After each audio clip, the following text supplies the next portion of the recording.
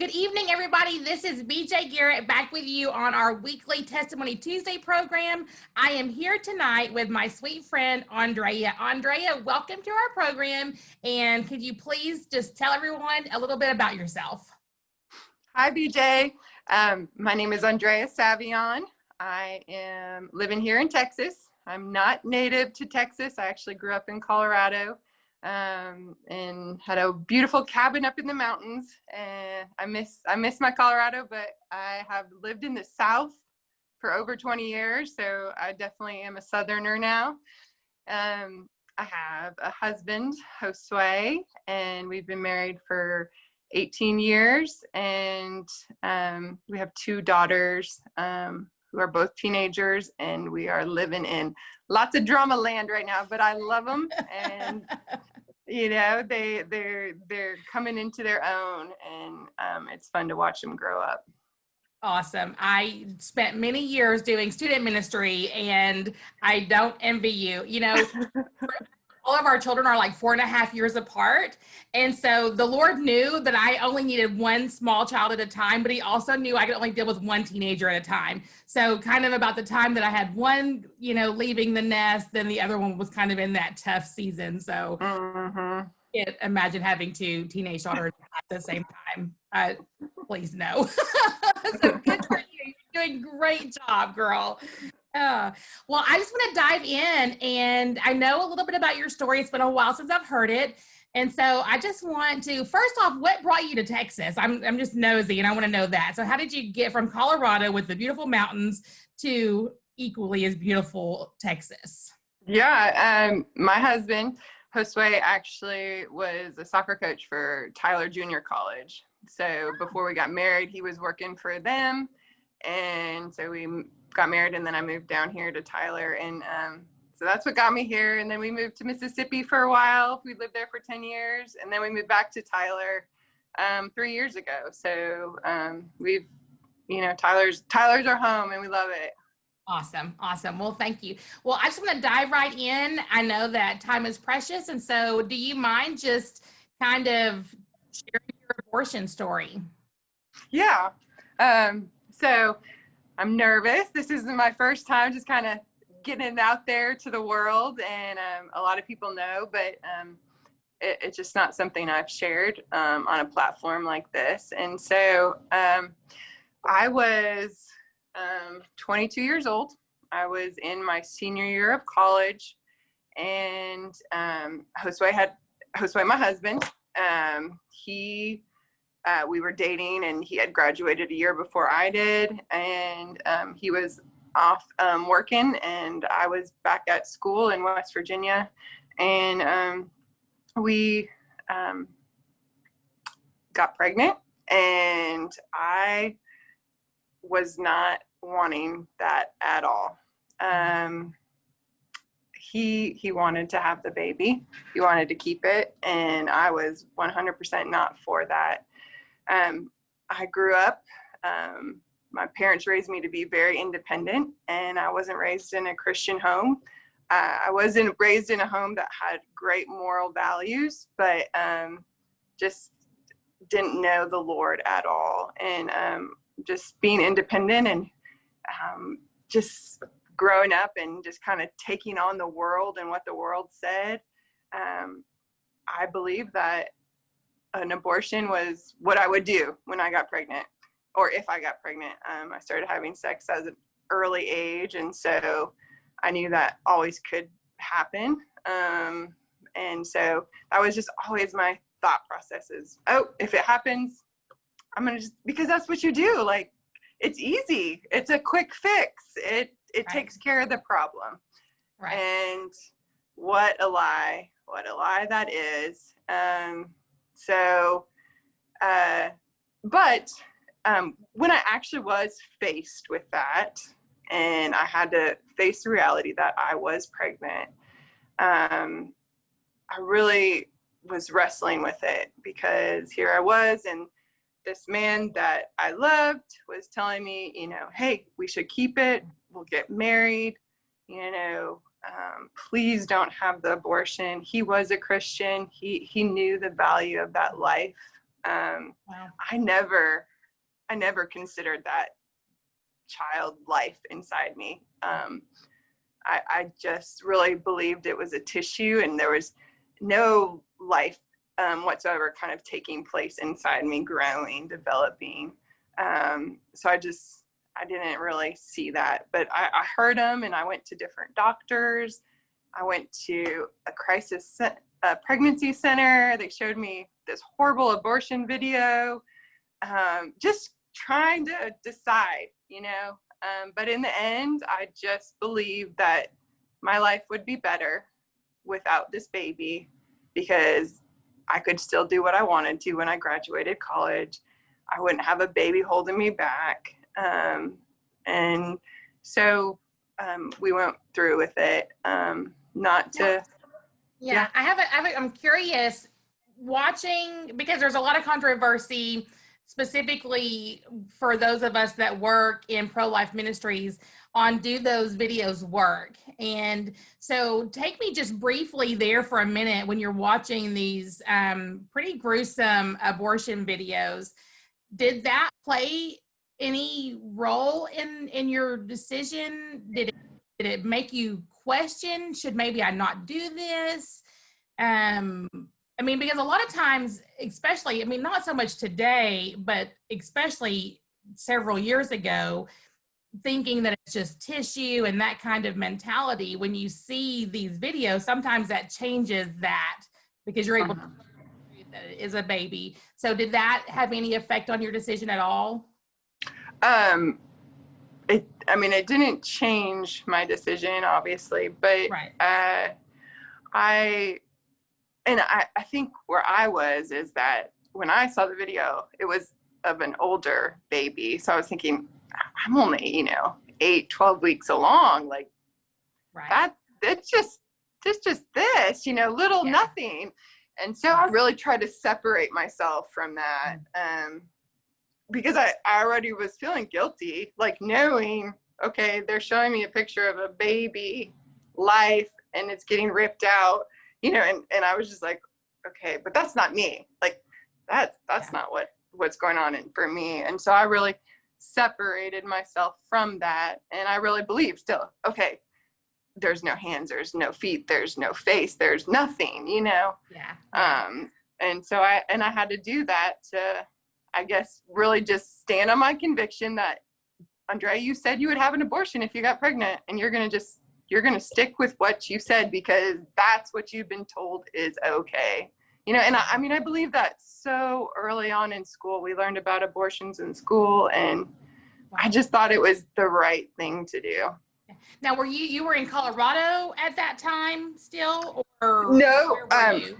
So I was in West Virginia at Marshall University when I had the abortion, and it was actually in October.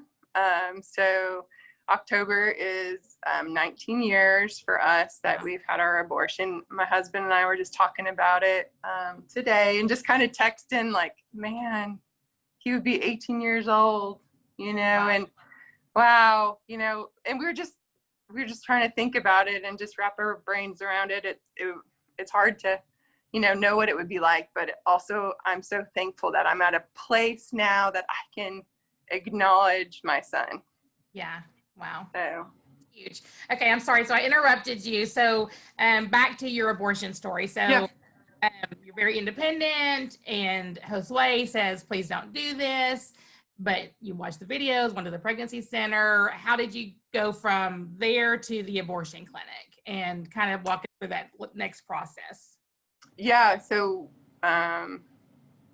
once I had kind of, and I went to a doctor too, and I said, well, tell me, how is this affecting me? Like, will I have any problems or complications afterwards? I was really worried about myself.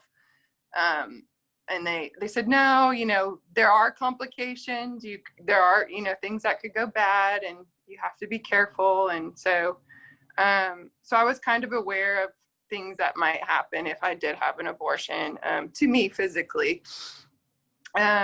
But still, I was set. And so Josue actually came up from where he was living and he took me to the clinic, and we went in, and they did do an ultrasound, but I didn't get to see the screen or anything. And I just think now, I love that they do that now for women, that they let them see that little baby moving inside them. Because I remember the first time seeing my second, Isabella, my second child, and thinking, oh my gosh, there's a little human in me, and she was just a little peanut, but so, but I didn't get to see that. And I don't remember, like, I've really blocked out a lot of that day out of my mind. And just because it was painful. And I kind of remember going into the room, and then after that, I don't remember anything. Josue said that when they brought me into the recovery room, he wasn't in there. He was still in the lobby, but he just heard me screaming and crying. Oh. And, I don't remember what I was screaming or crying, but I just remember leaving there feeling very empty. Wow. And just empty all the way home, all the way back to my apartment. That night, Josue stayed with me, and I had unbelievable bleeding, and I just thought I was going to die. Like, the pain was unbearable, and we called the clinic, and they said, well, if it's that bad, you probably should take yourself to the emergency room. But again, I was just already ashamed of what I had done. And I was like, no, I'm not going to go to the hospital and just tell them what I did, right. And so we just suffered through that night. And that was a horrible night for us. And for me. And then Josue left, and he just said, I'm done. We're done, and so he just kind of called it off after that. And I just went on with it was in October. And so I was just depressed, miserable, but not understanding why, like, because really this is what I was going to do. And so I just thought, why are you feeling so awful about this? This is okay. Like, you shouldn't feel this way, you know? And so I struggled with that. And I remember calling my parents and just said, can you please bring me home for Thanksgiving? Because I was just in a terrible state. And so they flew me home for Thanksgiving. And I just remember crying in my mom's arms and just so sad. And did they know about the pregnancy, about the baby and the abortion? They did. They supported me in my decision. And so they were aware, and my mom was there to comfort me, but she didn't know, the gravity of what I was experiencing. Just, she thought as a mom, like, that's what my daughter wants, and I'm going to support her. And, so, and that was a rough, just couple months of just kind of acknowledging a loss, but not a life. Like, I just acknowledged a loss. There was a loss in me, but I didn't really still acknowledge a life was lost. Yeah. Wow. And so, and Josue, you said so y'all broke up at that point. And so just because of the abortion and the fact that it had happened and it was gruesome, just the heartbreak of that, just he couldn't deal with it, or what? Yeah, he couldn't. He just didn't want to have anything to do with me. And I didn't know the Lord at the time. And so that was a big struggle for him, and seeing the value of the life, and so he couldn't look at me the same. And so he moved on, and I went back to school to finish my last semester. And that's when I came to a saving relationship with my Lord. And I got goosebumps. I love that. Yeah. And so that was so redeeming for me. That is truly where I was set free from that guilt and shame because I accepted his forgiveness. I didn't really tell anyone that's what I had done, Right. but I knew that God was like, you're forgiven. And so that was, for me, that just made my last semester of college the best semester I had in college. I wish I could go back and have been involved in Christian ministry my whole college career. It would have been so much better. But, you know, so that's kind of where I was after college. And then I moved back home after college, and I actually saw a Christian counselor, and I just talked to her about the abortion, and that was the first person I'd ever kind of really talked to. And and she suggested writing a letter to the baby, you know, and just acknowledging what I had done, and I did that, and it was freeing, and it helped, but still there was so much suppression. Like, I just never acknowledged that life, and so I knew I was forgiven for what I had done, but I just never thought about it. Like, I just kind of buried it down deep and just never thought again about it or the life that we had created or anything. And so not for a long time did I really feel like my abortion was an issue in my life. Like, I kind of moved past it. Okay. You know, but it wasn't, it did rear its ugly head a lot. And I didn't really know that that's what was causing so many emotional problems I was having as we were married. And we got married. So that is part of the, so take us to that. So yeah. I know there's a reconciliation somewhere with so get us there. So you're back home, you're single, yes. you're a Christian now. Where does he come back? Yes. And so, you know, when I had accepted Christ in college, I had, you know, I called him. I was like, you're never going to believe this, but, you know, I accepted Christ. He's just like, what? You know, he was in shock. Like, he just never thought that day would come. And so we just started talking again, and not dating because we were both in two different states or any, but we just started talking. And once I graduated, the conversations grew, and I think we had seen each other during that summer. I went and saw him, and so, like, we loved each other, and that love never went away. But so we kept talking, and we started dating again, long distance, and I kind of want to start my life, and so I just said, well, either we get married, or I'm just going to move on. You pick.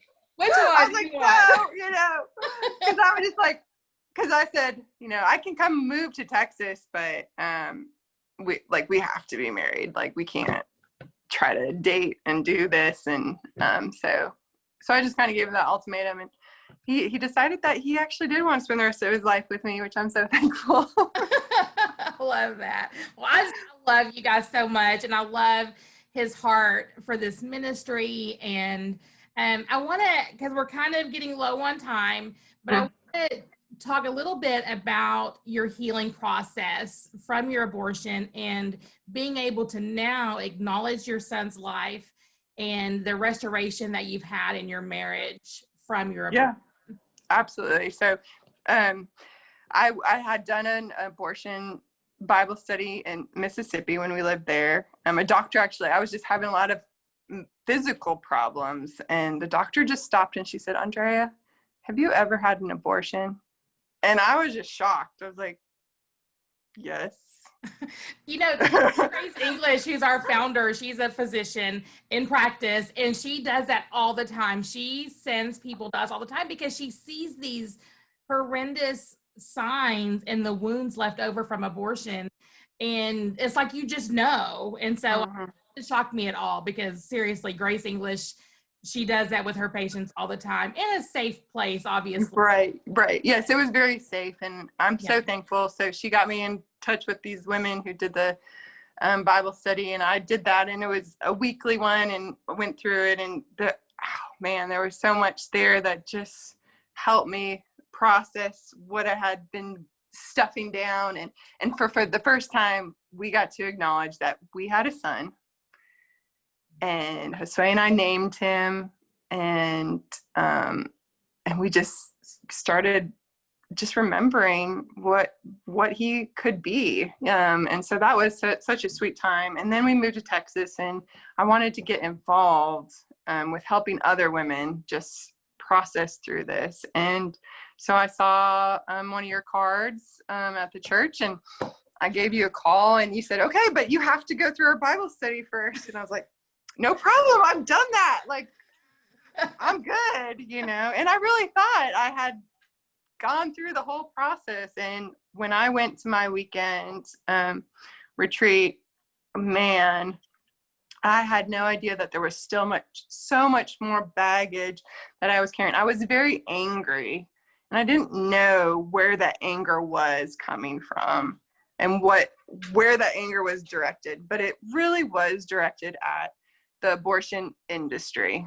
Yeah. And the lies, the confusion, the deception that is out there. I relate to that because, with my second abortion, they required ultrasounds by that point in Texas. And I specifically said, can I see my baby? And they told me no. And so I love that ultrasounds are required now, but that doesn't mean that, the women are going to get to see their babies. And so anyways, sorry, go ahead. Yes. No. And, so just, you feel lied to because one side, the pro-life, they show all this worth in the baby, and there is worth in these children. These babies have so much worth, but then you feel worthless. Yeah. Especially as a woman who's had an abortion, the pro-life, sometimes that makes you feel like a worthless person because you've walked that road. Yeah. Yeah. Then you have pro-choice, where the worth is all in the woman. Your body's your own. You're going to be so good after this, and there's nothing inside you. There's no life inside you, and so there's just, on both sides, there's lies and confusion, and pro-life, there's ministries that are like care and want to come alongside women and help them recover. There's crisis centers who want to help these women have these children and walk that out, but there's just a lot of lies. And when you're operating out of fear because you're confused by what you're hearing, it's a hard road to walk on later and start dealing with that. And that's where I was struggling. And so Josue and I acknowledged our son, and that weekend I just let that go. And it was like the chains finally came off, and I was free to walk in fully what I had done. And that was a very healing weekend. And I am so thankful for that weekend. So, and then that was in January of 2019. November 2019, I had the privilege of leading my husband, Josue, through the study. And so much. That was, for me, that was another layer of healing. Just that he was walking down the same road. Mm-hmm. To hear him say, Andrea, I didn't want that. That hurt, because it was my choice to take our child's life. But he also processed that he was very much responsible for getting to that point, being pregnant, and so for him, he had to walk through a lot of things that he never had processed himself, for that even ever happening, like that we were ever pregnant. And so that was a good thing. And he has another story, and I do hope he will share that. But the final kind of piece for me was sharing it with our girls. Our girls, when they were little, and I hadn't really processed my abortion, my oldest said, Mama, I would love to have a big brother. Can you have a big brother? And I remember hearing that and thinking, oh, you do, like you were Yeah. supposed to. And so I knew the day I told them it was going to be hard, because I was going to have to tell them that big brother that they've always wanted, they actually have. And mama made the choice, to not have that child. And when we told our girls last year, my daughter Isabella, she was so mad, and she got up and she just yelled at Josue and I, and she said, "You murderer! Wow. You murderer! I hate you. How could you do that?" Wow. And she ran out of the room. And that was the first time anyone directly had called me a murderer. And I was just like, okay, yes, I did. Yes, that is what I've done. Wow. And I had to walk to her room, and I had to just say, "Isabella, you are absolutely right. I did that. And I am so sorry that that's what I chose to do. But Isabella, that is not how God sees me. And I don't carry that shame and guilt anymore, because God doesn't see me like that. Right. And he's forgiven me. And that shame and guilt is off of me now." And I said, "So yes, I agree, but please know that that is not how God sees me. That is not how I see myself. And I hope one day you don't see me like that too." Wow. And so we're still, they're new, they're fresh to it, so they have to process it. But Yeah. it's been awesome. We've been talking about him, and his name is Sebastian, and so we talk about him, and this Christmas we have a stocking to hang for him. And Oh, I so love that. so that's just things that Yeah. just help the process and Yeah. help acknowledge that there was worth in that life. And now we as a family are fully walking in all the goodness that God has for us. I love that so much.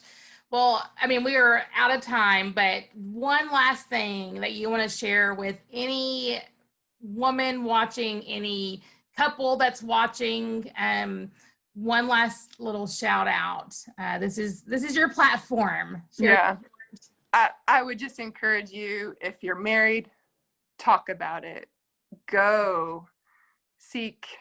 And if you're still struggling with that shame and guilt, you are forgiven. There is a God that loves you and calls you worthy. And he is ready and waiting for you to walk through this healing and just be set free from the bondage and the chains of guilt and shame. So I would just encourage you to just start walking that out. Care, and there's other resources, are just phenomenal. And we are here, like, we are ready to do virtual anything. Like, we can do it long distance, You can do it. And you come to one of our healing weekends, and those are just tremendous. And so I would just encourage anyone who has an abortion in their past, men, women, there is freedom, and there is no shame and guilt. And the lies, when you bring it out, the lies just kind of fall away, and you just find the truth you need, to just know that you are loved and your child is loved. Oh, thank you so much. I love your story. I love the redemption in your marriage and how God has healed all of that. And I love, at last year's event, I got to just see your husband and how he just looks at you, and he sees your worth as well. And he loves you so much. So I'm so grateful to know you. I'm so grateful you shared your story with us tonight. And, for you that may be watching and you're maybe facing an unplanned pregnancy, I want to just kind of piggyback on what Andrea said, is that you have worth. You're value. And my goal isn't to just protect your baby from abortion. My heart is to protect you from abortion. I know my friend Andrea knows how desperately and how hard abortion is going to hurt you. And so please don't make that choice. Give us a call. We will walk that journey with you. We have resources. We have contacts for ultrasound machines, doctors, medical care. There's so much out there to help you walk through this journey. You are not alone, and you have value, and your life matters so much to us and to a holy God who created you for an amazing purpose. And just please, if you're facing an unplanned pregnancy, give us a call. We want to help you. And if you have had an abortion already in your past, you are not alone. Again, we will walk that journey of healing with you. And right now, because of COVID, we have so many options. It's really unlimited how we're able to help. And so we want to just tailor a program that fits your schedule and your personal needs. So we are out of time. So God bless you all. Thank you for joining us. We will see you next Tuesday again, same time, 8 p.m. Tuesday night, right here on Facebook and on YouTube. God bless you. Bye-bye. Bye, Andrea. Bye.